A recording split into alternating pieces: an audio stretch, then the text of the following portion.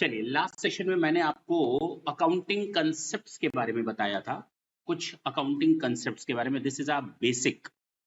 और मैंने कहा था अकाउंटिंग कंसेप्ट्स जब हम पढ़ते हैं ना, बेसिकली जब भी हम अकाउंट्स की बात करते हैं, जब भी किसी ट्रांजैक्शंस को रिकॉर्ड करने की बात करते हैं, किसकी बात करते हैं? जब भी हम whenever we are just talking about to record any transactions in our books of account, then at that time we have to assume what? That we are following all these accounting concepts simultaneously. जब भी हम किसी transactions को अपनी books of account में record करेंगे, हम ये मान करके चलेंगे कि हम अपनी बुक्स ऑफ अकाउंट में जो भी ट्रांजेक्शन्स रिकॉर्ड कर रहे हैं उनके पीछे ये सारे के सारे कंसेप्ट काम कर रहे हैं, मान करके चलेंगे। Means these are the basic foundations, clear, जिसके पीछे हमारी जर्नल एंट्रीज रिकॉर्ड होती हैं। अच्छा, मैंने आपको इनके बारे में डिटेलिंग कर दी थी और मुझे यहां से आगे बढ़ना था, यस और नो? हमने आपको पहला बताया था सेपरेट एंटिटी कंसेप्ट। समराइज कर देते हैं। मैंने ये कहा था कि जब भी हम किसी ट्रांजैक्शंस को अपनी बुक्स में रिकॉर्ड करने जा रहे होते हैं तो ये मान लिया जाता है कि मेरा और मेरे बिजनेस दोनों का संबंध अलग अलग है। बात समझ में आई? मेरे अपने खर्चे मेरे अपने हैं, उनको बिजनेस में नहीं रिकॉर्ड कर सकते। बिजनेस के खर्चे बिजनेस में ही रिकॉर्ड करेंगे, उनको मेरे खर्चों के साथ मत मिलाना। बात समझ में आई? तो मैं अगर कोई बिजनेस करता हूं तो बिजनेस और बिजनेसमैन दोनों को अलग रखना पड़ेगा। We should not try to mix the transactions with each other, we have to make them separate, yes और नो? चलिए, सेकंड मैंने बताया था आपको ड्यूअल एंट्री सिस्टम। कौन सा? Dual entry system means each and every transaction have two aspect, जैसे अच्छाई के साथ बुराई, हार के साथ जीत, उसी तरह डेबिट के साथ क्रेडिट। बात समझ में? जब भी आप किसी ट्रांजैक्शंस को रिकॉर्ड करेंगे, you have to pass the journal entry, you have to record the transaction in such a way that they are two aspect which are affected at all in our accountancy. One side is called debit and the second one side is called credit. एक side हम debit कहते हैं, दूसरे side को हम credit करते हैं। This is known as dual entry system. कौन सा? अच्छा, थर्ड आते हैं गोइंग कंसर्न कंसेप्ट। मैंने ये बताया था कि जब भी हम किसी ट्रांजैक्शंस को रिकॉर्ड करेंगे, हमें मालूम है कि जब मैं ये ट्रांजैक्शन रिकॉर्ड कर रहा हूं उस समय मेरा बिजनेस बंद होने वाला है। मैं ये मान है, एक्चुअल में रियल में ऐसा है, मान लेते हैं रियल में ऐसा है कि जब हम किसी ट्रांजैक्शन को रिकॉर्ड कर रहे होते हैं उस समय हमें मालूम है कि मेरा बिजनेस महीने भर, 2 महीने बाद, साल भर बाद, 10 साल बाद कभी भी बंद होगा।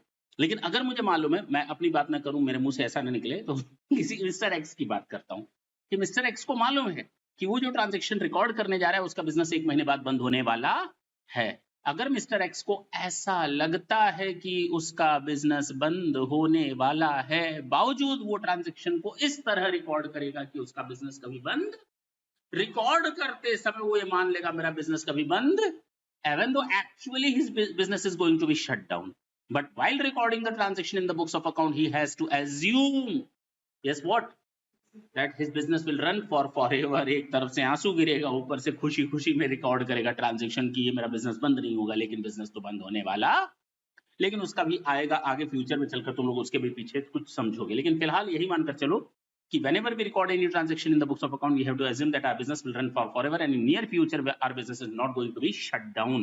हमारा बिजनेस शट डाउन होने वाला नहीं है। रिकॉर्ड करते समय ट्रांजैक्शंस की रिकॉर्डिंग की बात मैं कर रहा हूं। Periodicity concept,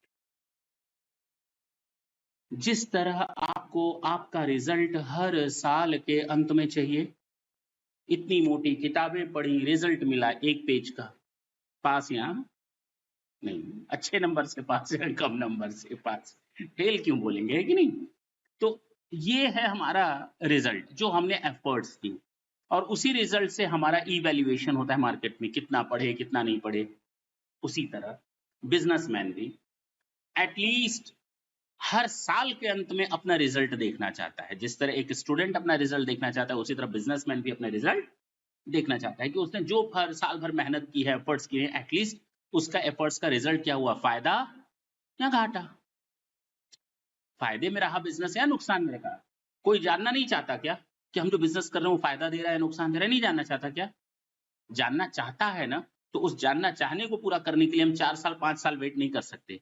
at least in a year we have to close down our books of account. हमें अपनी बुक्स ऑफ अकाउंट साल में एक बार कम से कम बंद जरूर करनी पड़ेगी। बुक्स ऑफ अकाउंट बंद करने का मतलब ये नहीं होता कि ये बुक खुली हुई है, इसको हमने ऐसे बंद कर दिया, ये दिस इज नॉट अ वे।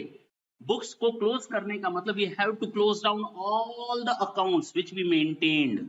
जो भी हमने बुक्स ऑफ अकाउंट बनाई है उनको हमें क्लोज करना पड़ेगा, बैलेंस निकालने पड़ेंगे। अब अगले दिन से नया अकाउंट खोलेंगे। मेरी बात समझना, क्लोज डाउन करने का मतलब क्या हुआ? बुक्स ऑफ अकाउंट को बंद करने का मतलब हुआ पुरानी हो गई किताबें, अब नए साल में जा रहे नई किताबें खरीदेंगे। लेकिन नए साल में किताबें खरीदेंगे तो अब तक इंग्लिश में पढ़ते थे, अब संस्कृत या किसी दूसरी लैंग्वेज में नहीं पढ़ेंगे। अब तक हिंदी में पढ़ते थे, अब किसी रशियन भाषा में नहीं पढ़ेंगे। सब वैसे ही रहेगा, लेकिन कुछ आगे एम लेकर के चलेंगे। बात समझ में आई? ताकि हमें हमारा रिजल्ट मिल जाए। तो पीरियडिसिटी कंसेप्ट कहता है कि आप ना जब भी यूनिट टेस्ट देते हो, आप साल में 10 बार अपने बुक्स ऑफ अकाउंट में निकालो ना प्रॉफिट हुआ या लॉस। साल भर में कितनी बार? 10 बार निकालो ना प्रॉफिट हुआ या लॉस। कौन मना कर रहा है? लेकिन कम से कम एक साल में एक बार तो जरूर निकालो। नहीं समझे? 2 साल में एक बार मत निकालो, साल भर में 10 बार निकालो। This is your own option, no one is going to stop you to have your profit और loss, but at least once in a year try to close down your books of account to know the profit or loss situation. That's it. तो periodicity concept इसलिए बना है कि at least एक period अपनी बना लो, 2 महीने, 6 महीने, 12 महीने। तो नॉर्मली हम लोग क्या बनाते हैं? एक साल, दिवाली टू दिवाली, होली टू होली, या फिर 1 जनवरी से 31 दिसंबर, या फिर 1 अप्रैल से 31 मार्च। Is it clear? अब आते हैं नया कंसेप्ट जो आज स्टार्ट हो रहा है। This is your historical cost concept. कौन सा? इसको हिंदी में कहते हैं, मैं बताता जाऊंगा, हिंदी तुम लोग को समझ में आए ना आए मेरा काम है।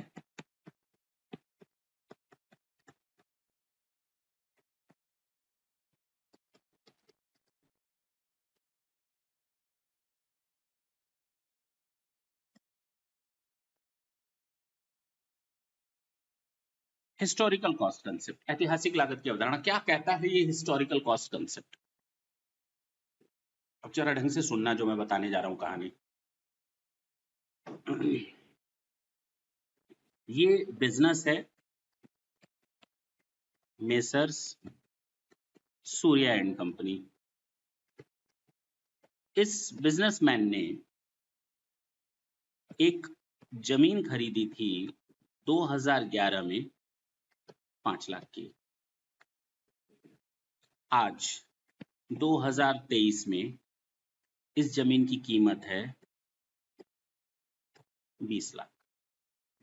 और हम अपने इस बिजनेस का बैलेंस शीट बनाने जा रहे हैं। अभी तक हम लोगों ने कुछ नहीं सीखा है, बैलेंस शीट वगैरह कैसे बनता है। हल्का सा हिंट मैंने थोड़ा बहुत दिया है बीच बीच में।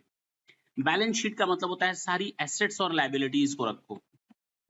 सारी एसेट्स एंड लायबिलिटीज को रखना पड़ता है बैलेंस शीट में। अभी हम लोगों ने कुछ नहीं सीखा, बस एक हल्का सा हिंट दे रहे हैं हम। यहाँ पर हम लोग एसेट्स लिखते हैं, यहाँ पर लायबिलिटीज। कितना पैसा कहाँ से लेना है, कितनी मेरे पास एसेट्स हैं, हमको कितना पैसा कहाँ देना है, और मेरे पास कितनी लायबिलिटीज। बात समझ में आई? तो ये मेरी एसेट्स है या लायबिलिटी है? जो जमीन खरीदी मैंने, एसेट है ना। तो एसेट साइड मैंने लिख दिया, यहाँ लिख दिया मैंने लाइन। और ये बैलेंस शीट हम बना रहे हैं 2023 में। कब बना रहे हैं? Now tell me one thing, that whether should we record this land at rupees 5 lakh or 20 lakh? 5 lakh पर लिखें या 20 लाख पर लिखें? 20 लाख गलत जवाब। अब इस कंसेप्ट का नाम पढ़ो, क्या है?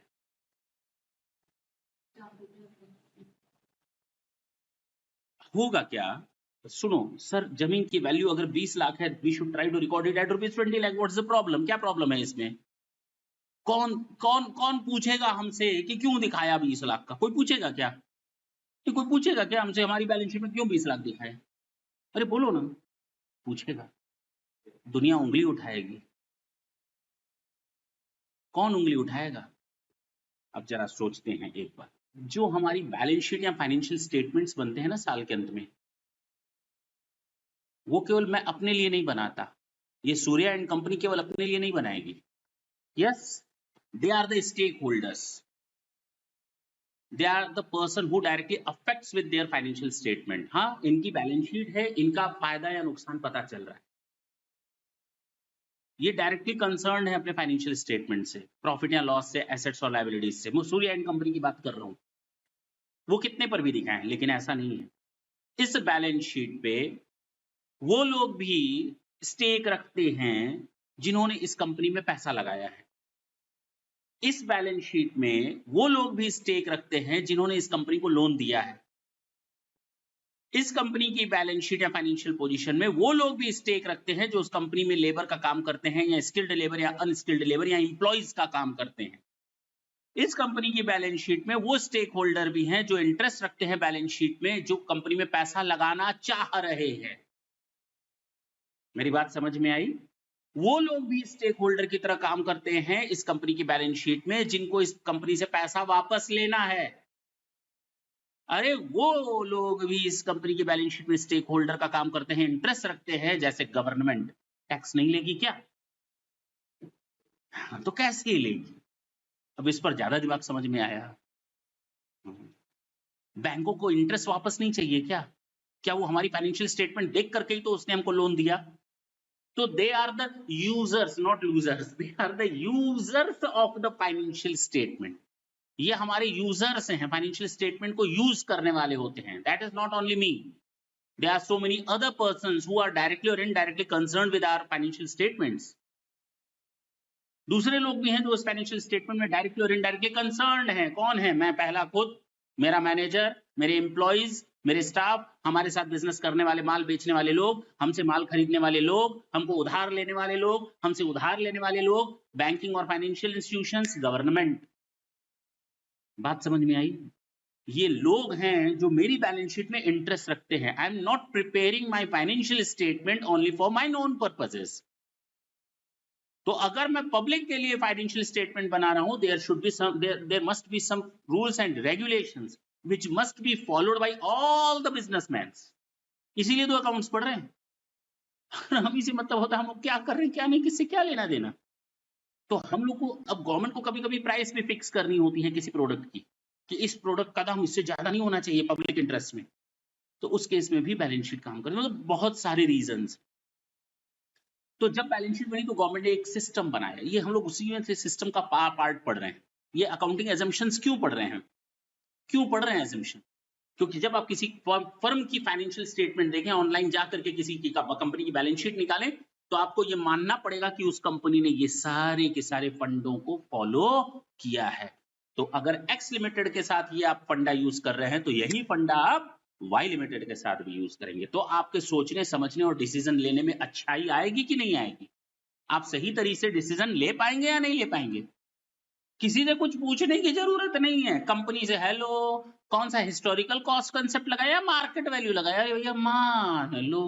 कुछ नहीं लिखा है तो मान लो कि हिस्टोरिकल कॉस्ट कंसेप्ट है। कुछ नहीं लिखा है तो मान लो ड्यूअल एंट्री सिस्टम है। कुछ नहीं लिखा है तो मान लो सेपरेट एंटिटी कंसेप्ट को फॉलो करें। कुछ नहीं लिखा है तो मान लो conservative concept, material concept follow हो रहे हैं सारी कंपनियों में। अब बात समझ में आई? यानी we are just preparing all the financial statement all over, not only in India, all over the world in a uniform way. Is it clear? तो यूनिफॉर्मिटी इज इंपॉर्टेंट। उस बेसिस पर हम लोग अपने फाइनेंशियल स्टेटमेंट्स को prepare कर रहे हैं। तो अब समझ में आया क्यों इतना ताम झाम फैलाया गया। तो अगर हम अपने फाइनेंशियल स्टेटमेंट में जमीन को 20 लाख में दिखा दें, हो सकता है कल सुबह 25 लाख की हो जाए, तब क्या करोगे? हो सकता है कल 1 लाख की भी ना बिके, बाढ़ आ जाए, क्या करोगे? तो ये daily up and down market में चलता रहता है। तुम्हारा गुर्दा कितने का? अरे मतलब किडनी और कितने की? मेरा महंगा या तुम्हारा महंगा? अब मालूम ही नहीं समझे। आज कोई खरीदार मिला 10 लाख में खरीदेगा, कल कोई खरीदार मिलेगा कहेगा 1 लाख ले लो, तो उसकी कोई वैल्यू नहीं है। लेकिन हाँ, यहाँ पर क्या है, हम लोग किसी चीजों को, दुनिया को प्रेजेंट कर रहे हैं। तो ना तेरी ना मेरी, डेली अप एंड डाउन होगा मार्केट, कहां तक दुनिया में दौड़ोगे। और तुम कौन होते हो बताने वाले कि जमीन की वैल्यू कितनी? कौन बताएगा? वैल्यूअर बताएगा। अब दौड़ो उसके पास दिन भर में 10 बार। एक आदमी जाएगा वैल्यूअर को 1 लाख रुपए देगा, देख इस जमीन को 5 करोड़ में लिख दे, है 20 लाख की, लिख दे 5 करोड़, तूने अप्रूव किया है। अब दुनिया वाले तो झांसे में आ जाएंगे, बेचारी पब्लिक वो 5 करोड़ देखकर अच्छा बढ़िया कंपनी है, लगा दो पैसा, बर्बाद हो जाएगी। नहीं समझे मेरी बात? तो भैया उन सब तामझाम से किनारे रहो। क्या करो? केवल कॉस्ट पर दिखाओ, जितने में खरीदे थे ना एसेट को, उतने पर दिखाओ। प्रूफ भी है तुम्हारे पास इनवॉइस। अब लेकिन एक कमी आएगी सर, इसके तो निगेटिव एस्पेक्ट भी हैं, जरा उसकी भी बात कर लेते हैं। मान लो हमने ये जमीन 1000 स्क्वायर फीट खरीदी थी, कितनी? मेरा कंपटीटर आज मेरे ही बगल में वही जमीन खरीद रहा है, उतनी ही खरीद रहा है, कितना? 20 लाख में खरीदेगा मार्केट वैल्यू पे, लेकिन उसने कितने में खरीदी? 20 लाख में। मेरे पास भी उतनी ही जमीन है, कितने में? 5 लाख में। तुम अगर दोनों कंपनियों की बैलेंस शीट मिलाओगी तो किसके पास अच्छा रहेगा? बट ऑब्वियस है, कोई भी कहेगा ये अच्छा है, क्योंकि इसके पास जमीन 20 लाख की है। हाँ, कॉस्ट पर दिखाना है, और इसके पास जमीन 5 लाख की। तो ये एक नेगेटिव इंपैक्ट है, लेकिन हाँ इतना वेरिएबल है that this one is the old one company, this is the new company, they have their own goodwill in the market, but they are needed to create their goodwill. और ये तो चलता रहता है, कंपटीशन आते रहेंगे लोग, जाते रहेंगे लोग। बात समझ में आई? बट यस, डायरेक्टली और इनडायरेक्टली हमको कहीं ना कहीं चुभेगा कि वही जमीन मेरे पास है 5 लाख में हमको दिखानी पड़ रही है, वही जमीन पड़ोसी की है वो 20 लाख में दिखा रहा है, उसकी बैलेंस शीट में एसेट्स की वैल्यू बहुत ज्यादा दिख रही है। तो कोई भी पैसा इन्वेस्ट करेगा तो कहेगा इस जगह पैसा इन्वेस्ट लगाओ, क्योंकि इसने महंगी जमीन खरीदी है। तो ये थोड़ा बहुत कहीं ना कहीं प्लस रहेंगे निगेटिव, लेकिन बहुत ज्यादा निगेटिव नहीं है। अगर हम अलाउ कर दे लोगों को मार्केट वैल्यू तो सोचो बवाल मच जाएगा। समझ गए? पक्की बात है। तो ये कौन सा कंसेप्ट है? कॉस्ट कंसेप्ट क्या बोलता है?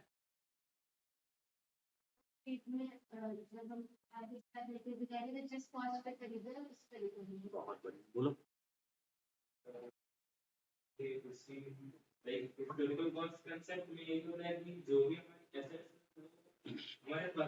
We have to show all of our asset at their original cost, at their acquisition cost, at their purchase price. That's it. अब बात समझ में आई? यानी किसी कंपनी का फाइनेंशियल स्टेटमेंट हम देखेंगे आज ही, अभी जाओ नेट पर देखो, उसकी कंपनी की फाइनेंशियल स्टेटमेंट देखो, एसेट देखो, तो ये मान लेना कि ये जमीन उसी दाम पर लिखी गई है जिस दाम पर इसको खरीदा, मशीन उसी दाम पर लिखी गई है जिस दाम पर इसको खरीदा गया। अब बात समझ में? नया कंसेप्ट है कंजर्वेटिज्म कंसेप्ट, सुनना चाहेंगे?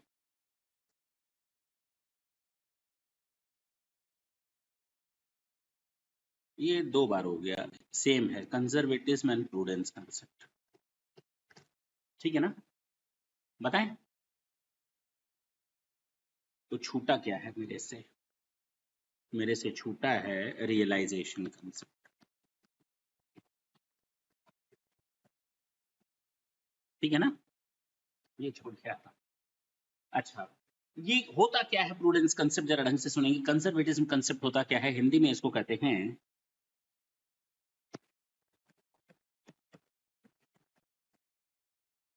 रूढ़िवादिता की अवधारणा। ये क्या होता है कंजर्वेटिज्म कंसेप्ट, प्रूडेंस कंसेप्ट? अगर मैं किसी बच्चे से पूछता हूं कि आप यहां आए किस लिए? नहीं, पास होने के लिए। हाँ, नहीं नहीं, पास होने के लिए सर, फेल होने से बचने के लिए। सही क्या है? पास होने के लिए या फेल होने से बचने के लिए? इसमें कौन सी डायलेमा की कंडीशन है? अभी तक यही नहीं पता चला कि तुम लोग यहाँ आए क्यों?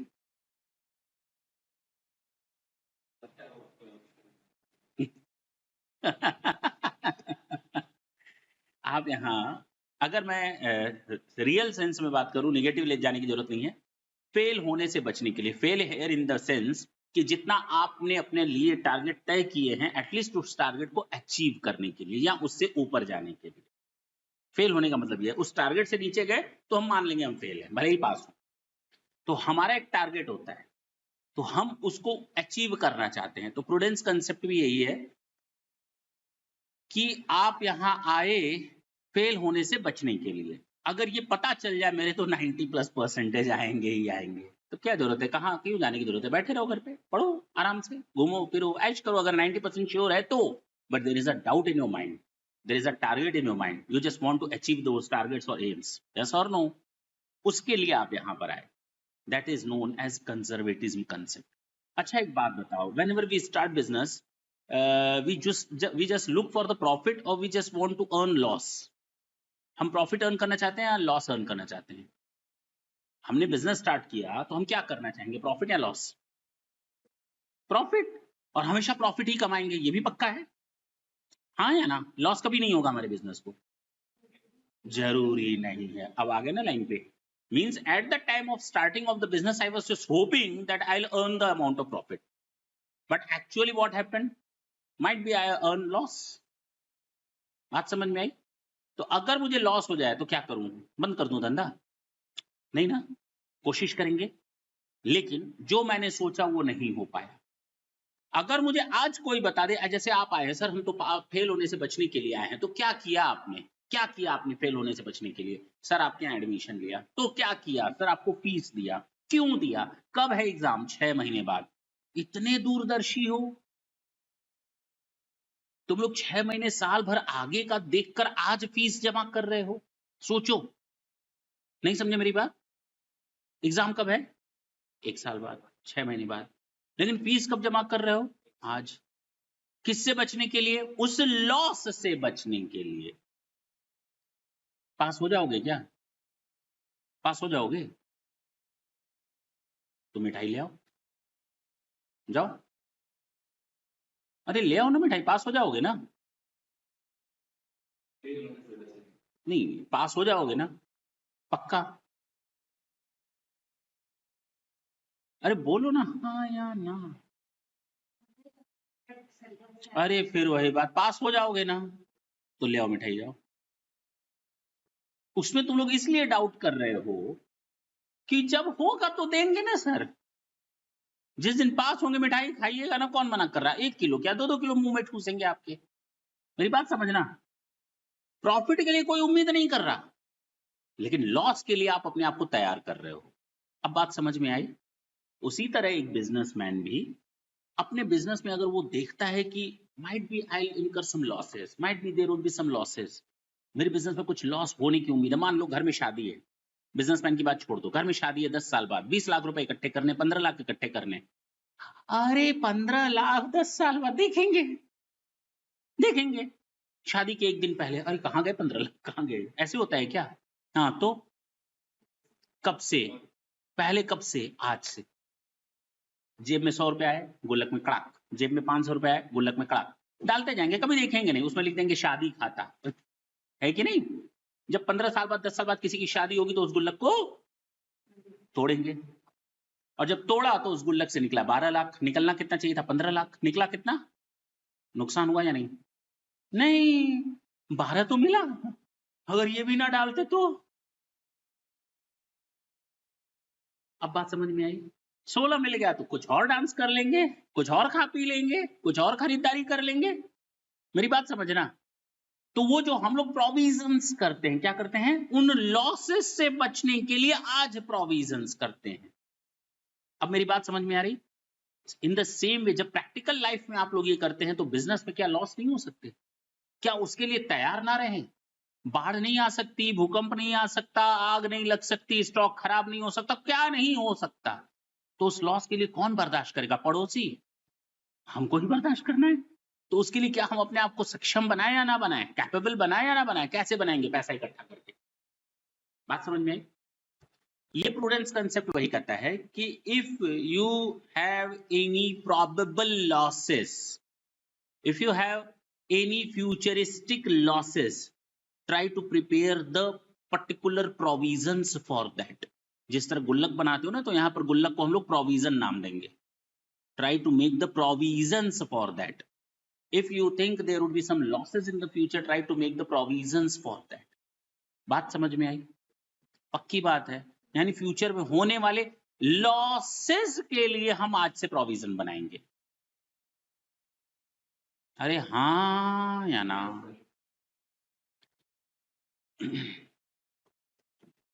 अब हम बताएंगे आपको एक नया, ये सीधे हिंदी में इसको कहते हैं वसूली की अवधारणा.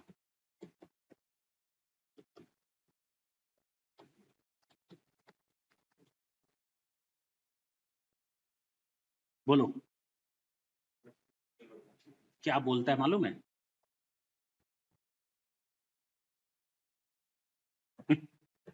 इसका मतलब बताओ, फायदे का घाटा।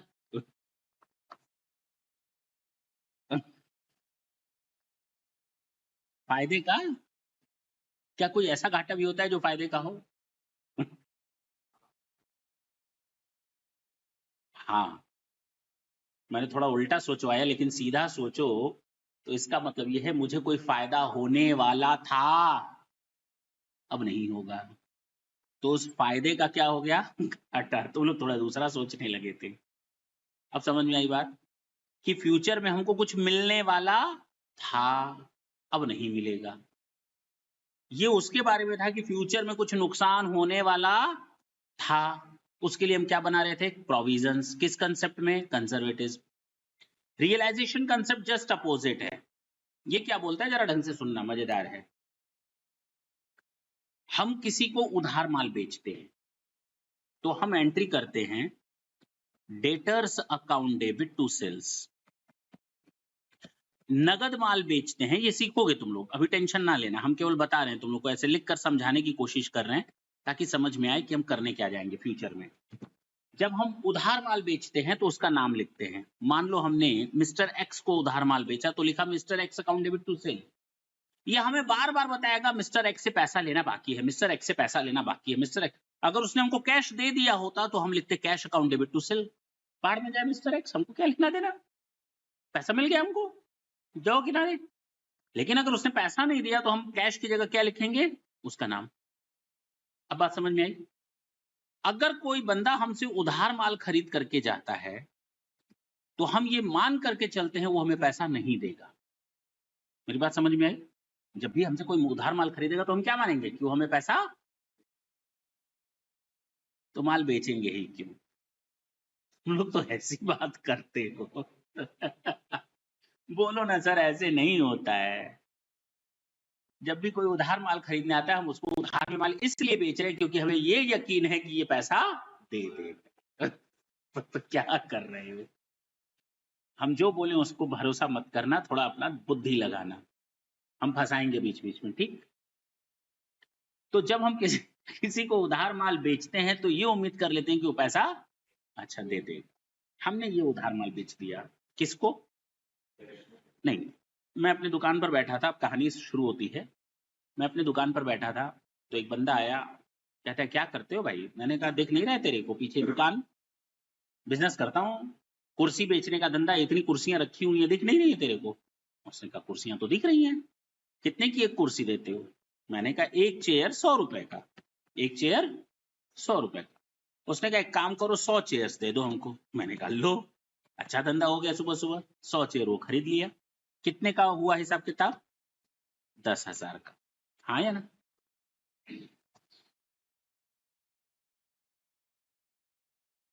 उसने इशारा किया, लोग आए और उसके ट्रक में कुर्सियों को, चेयर्स को डाल दिया। जाने लगा, मैंने कहा सुन सुन सुन, पैसा तो देता जा। ऐसे कैसे जा रहे हो? पैसा तो देते जाओ। उसने कहा तुमको हम गुंडे दिखते हैं? मैंने कहा नहीं, बड़े शरीफ दिखते हो। उसने कहा बंदूक रख के आए हैं हम? मैंने कहा नहीं। तो उसने कहा कपड़े अच्छे नहीं पहने मैंने कहा बिल्कुल अच्छे पहने हैं। कह रहा कल दे दूंगा ना पैसा, तुमको क्या दिक्कत है? मैंने कहा ठीक है। उसने अपना आईडी कार्ड दिया, चला गया, विजिटिंग कार्ड वगैरह जो होते हैं, चला गया। अगले दिन के लिए उसने हाँ किया था।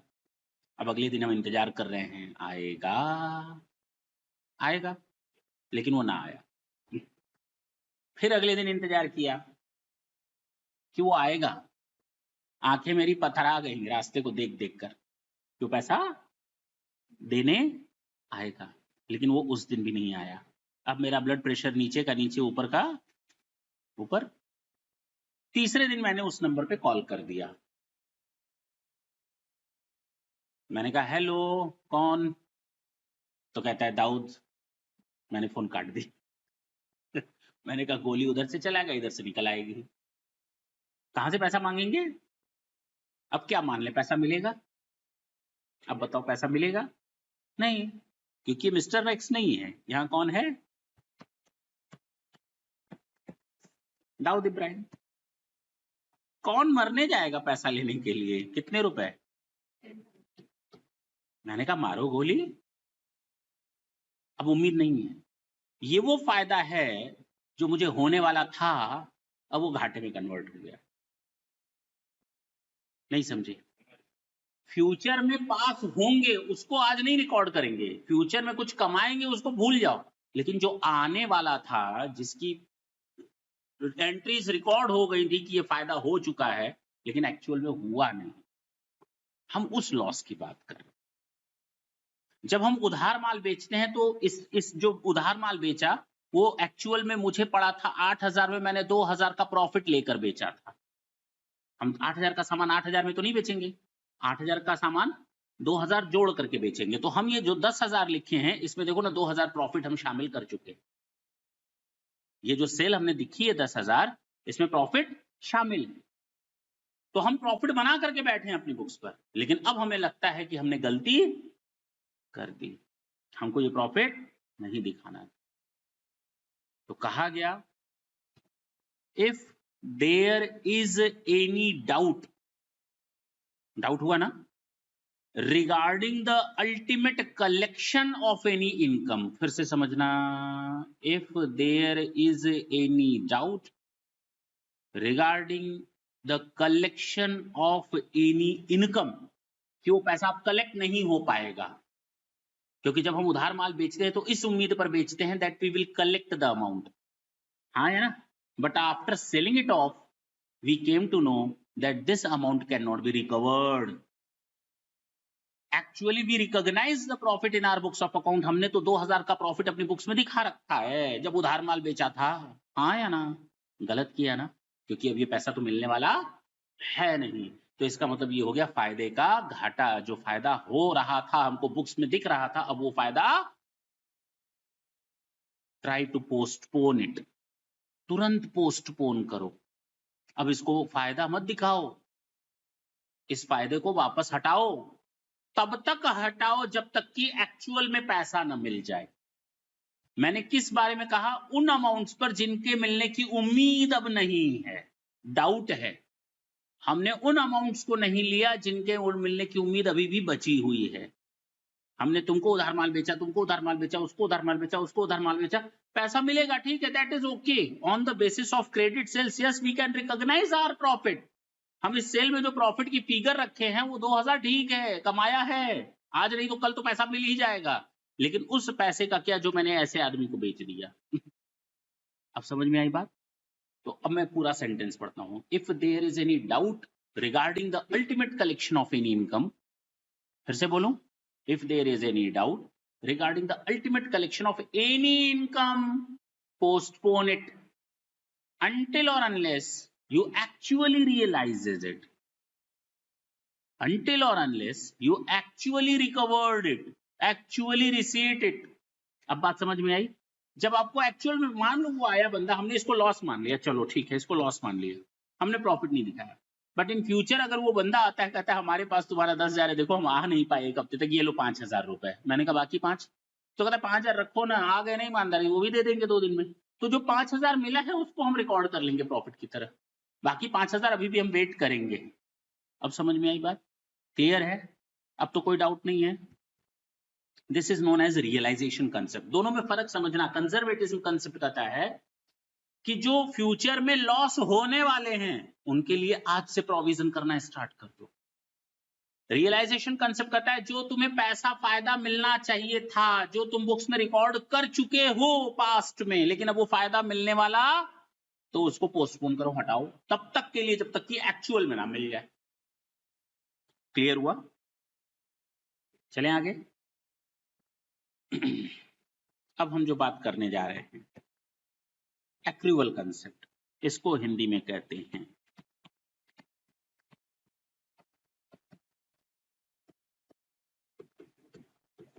और आज की क्लास हमारी केवल इसी पर ही खत्म हो जाएगी, क्योंकि ये छोटा मोटा प्रोविजन नहीं है, मतलब पॉइंट नहीं है, बहुत लंबा चलेगा, सुनो ढंग से। एक्रूअल कंसेप्ट यानी उपार्जन की अवधारणा क्या कहता है? जब हम अपनी बुक्स बनाते हैं ना, जब हम अपनी बुक्स ऑफ अकाउंट मेंटेन करते हैं,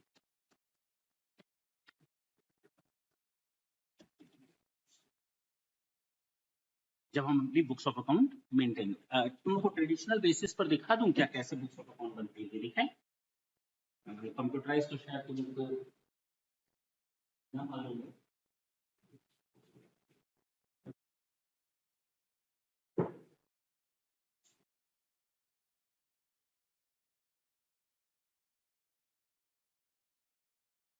ये ट्रेडिशनल अप्रोच है क्या?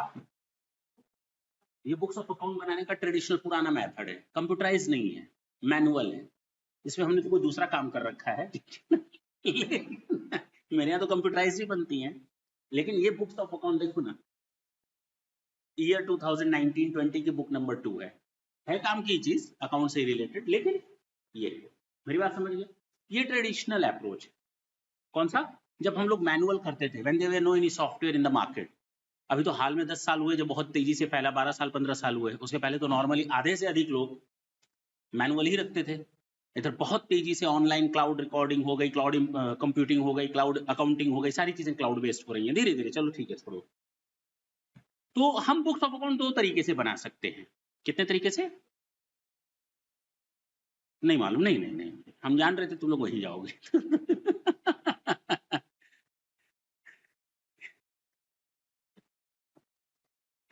पहले को कहते हैं cash system of accounting.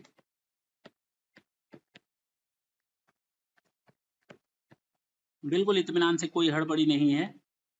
And the second one is accrual system of accounting.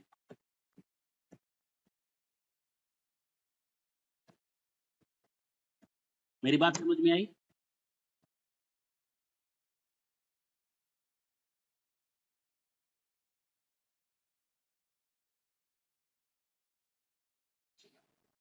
समझ में आई?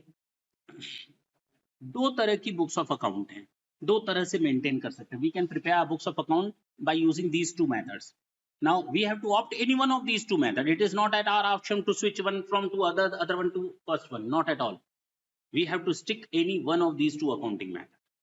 या तो आप अपने बुक्स को बनाएं कैश सिस्टम ऑफ अकाउंटिंग पर, या तो आप अपनी बुक्स ऑफ अकाउंट को बनाएंगे एक्रूवल सिस्टम ऑफ अकाउंटिंग पर। एक और मेथड है, ओहो तीसरा भी मेथड है, हाँ, this is known as hybrid system of accounting.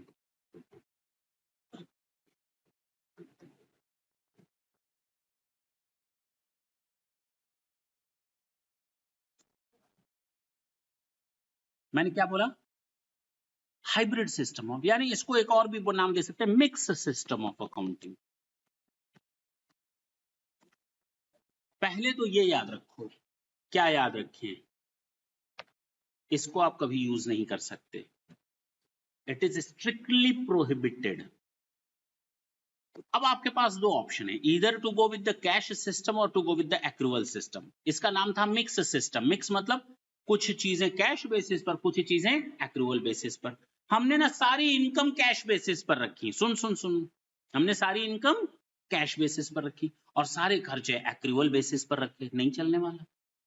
सारे खर्चे कैश बेसिस पर, इनकम एक्रूवल बेसिस पर, नहीं चलने वाला। आधे खर्चे कैश, आधे खर्चे एक्रूवल, आधी इनकम कैश, आधी इनकम एक्रूवल, नहीं चलने वाला। मिक्स सिस्टम आप यूज नहीं कर सकते, हाइब्रिड सिस्टम। मैंने क्या कहा, आपको कौन सा मेथड यूज करना है, या तो कैश या तो एक्रूवल का एक और नाम है जो हर जगह मिलेगा, mercantile system of accounting.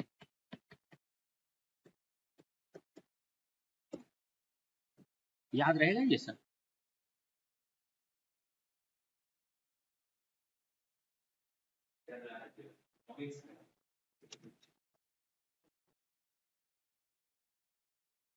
Mercantile system of accounting, ठीक। ये 2 हैं हमारे पास, cash system and mercantile system. ये कैश सिस्टम क्या है और मर्केंटाइल सिस्टम क्या है? बड़ा आसान है कैश सिस्टम, कोई भी बता सकता है। ये कहता है जब जब हमको कोई इनकम मान लेंगे जब वो एक्चुअल में रिसीट हो जाएगी। क्या बोला मैंने? एक्चुअल में उसको हम इनकम मान लेंगे, यानी जितना मेरी जेब में पैसा आया वो मेरी इनकम। अरे बोलो ना। और एक्सपेंसेस कब मानेंगे? जब हम एक्चुअल पेमेंट करेंगे तब। बोलो, नहीं समझ में आई बात? अरे बोलो ना। क्या? हाँ तो ध्यान है ही नहीं ना। मैंने कहा कैश सिस्टम ऑफ अकाउंटिंग कहता है जो हमको मिला एक्चुअल में वो मेरी इनकम, जो जेब से गया वो मेरा खर्चा। तो सर यही सिस्टम तो होता है लाइफ में, यही तो होता है ना। ऐसा नहीं है, सुनना अभी ढंग से।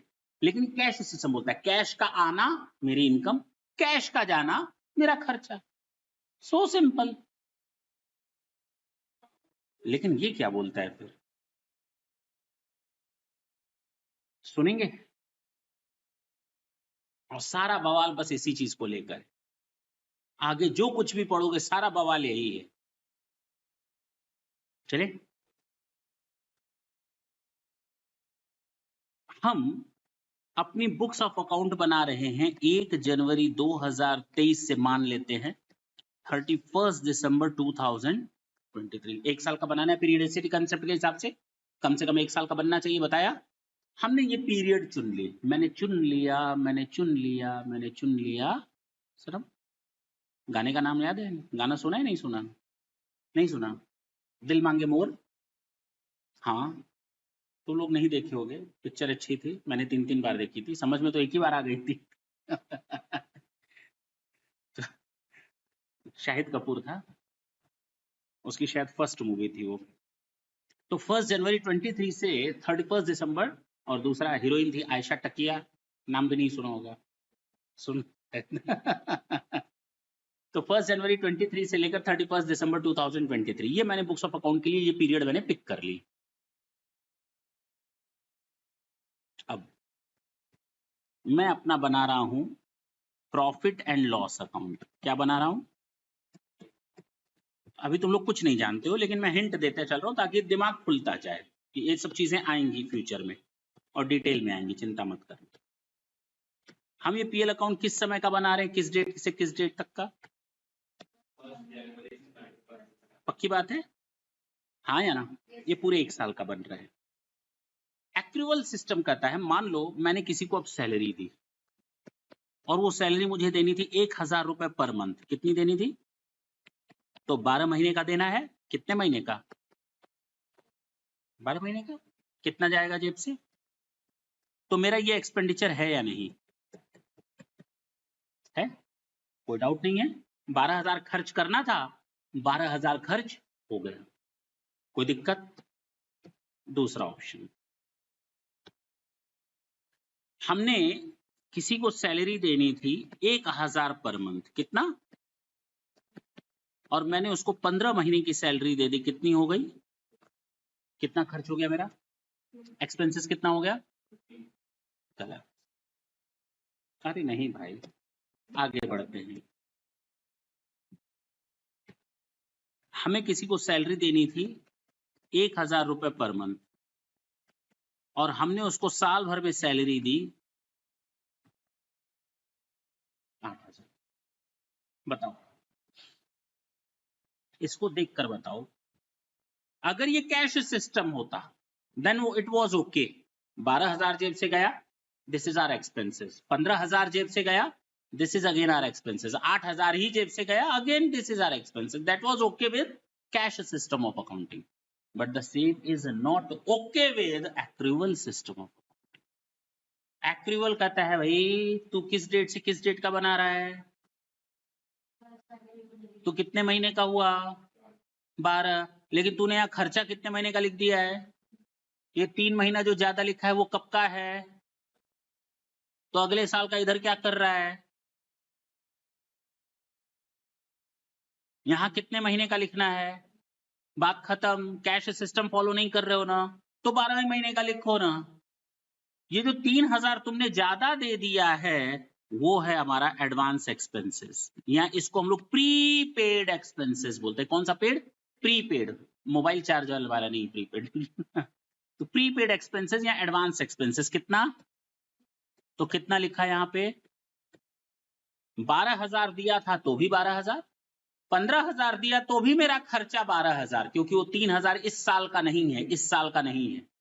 अगले साल का है, तो उसको कहाँ ले जाएंगे? अगले साल। अब तो क्लियर हुआ, इसका क्या करें?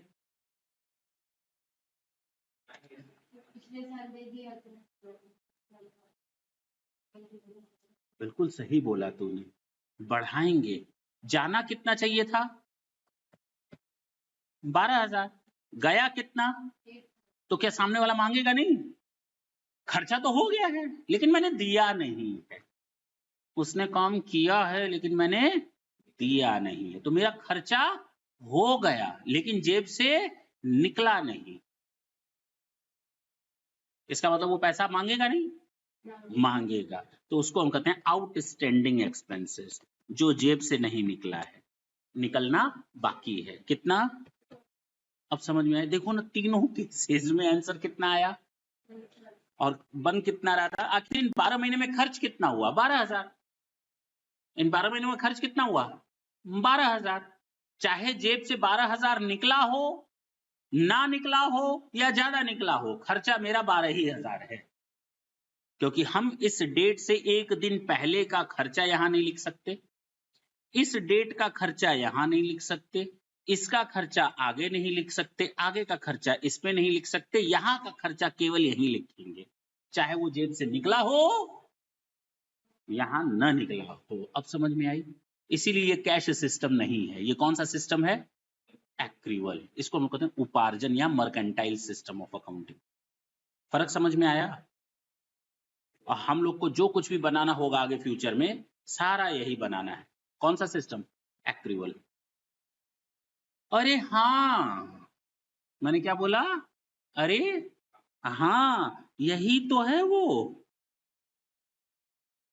इसी पर ही तो काम करना है हम लोग को। कौन बोलता है ये? अकाउंटिंग कंसेप्ट बोलता है कि जब आप किसी का फाइनेंशियल स्टेटमेंट देखें ना, तो आप ये मान लो कि उसने जो भी बुक्स ऑफ अकाउंट बनाए होंगे, किस मेथड से बनाए होंगे। ये मानना पड़ेगा। लेकिन अगर किसी ने ये बना दिया हो तो गलत है या सही है? गलत तो नहीं है। यस, कितनी बड़ी बात बोली इसने। मेंशन तब करना पड़ेगा, लोगों को, दुनिया को बताना पड़ेगा कि the above financial statement is prepared on the basis of the cash system of accounting. Accrual मत सोच लेना।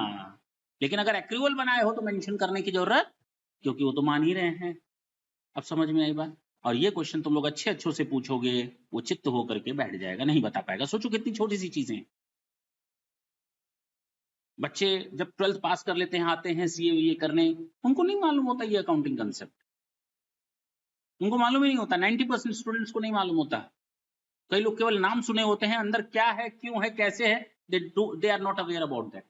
क्यों? क्योंकि उनके स्कूल्स में ये सब पढ़ाया नहीं जाता। पढ़ाया जाता है तो ऊपर ऊपर से, देखो सेपरेट एंटी कंसेप्ट का बिजनेस और बिजनेसमैन अलग अलग होता है, लिख लो कहीं पर। ड्यूअल एंट्री सिस्टम, दो साइड होते हैं, डेबिट क्रेडिट, बस का आप खत्म। गोइंग कंसर्न कंसेप्ट, बिजनेस चलता रहेगा। अरे क्यों चलता रहेगा, ये भी तो बताओ। हिस्टोरिकल कॉस्ट कंसेप्ट, सारी एसेट्स एंड लायबिलिटीज कॉस्ट को रिकॉर्ड करते हैं, अरे क्यों लिखते हैं, ये भी तो बताओ। They don't know anything about that.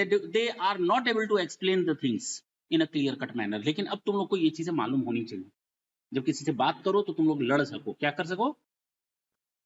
चाकू से नहीं, जबान से।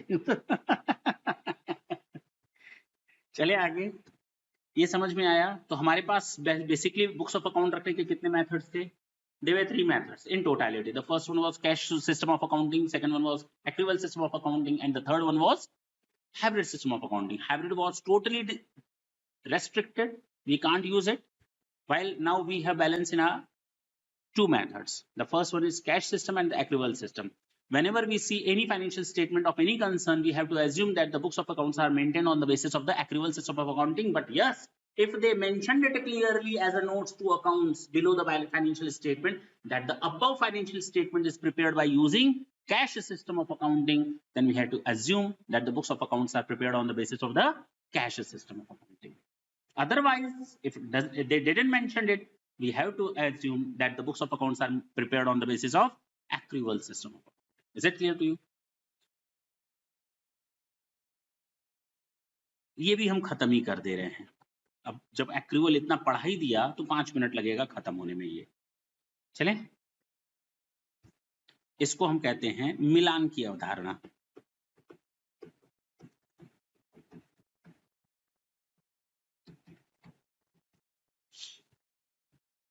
देखो जब बुक पढ़ोगे ना बीपी हाई हो जाता है बच्चों का, समझ ही में नहीं आता मैचिंग क्या है, एक्रूवल क्या है, समझ ही में नहीं आता। लेकिन एक्रूवल तो समझ में आ गया। अब जरा हम तुम लोग को कंफ्यूज करते हैं, ठीक है, जरा देखते तुम लोग सही बता पाते हो कि नहीं।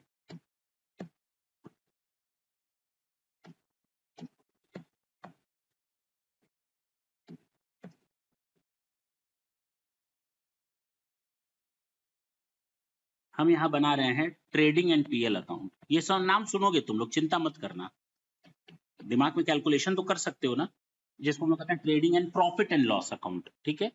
ये हम बना रहे हैं 1 जनवरी 23 टू 31 दिसंबर 20। बोलो, हमने यहाँ पर यानी ये कितने महीने का बना रहे हैं, हमने यहाँ परचेज लिखा कितने महीने का, और हमने यहाँ सेल्स लिखा कितने महीने का। ये था 1 जनवरी 23 टू 31 दिसंबर 20। ये हो गया हम लोग का 1 अप्रैल 23 टू 31 ऑफ मार्च 24। ये भी 12 महीने का, ये भी 12 महीने का, और ये भी 12 महीने का। 5 लाख में सामान खरीदा और हमने 8 लाख रुपए में बेच दिया, तो प्रॉफिट कितना हो गया। 5 लाख का सामान खरीदा, 8 लाख में बेच दिया, प्रॉफिट कितना हुआ।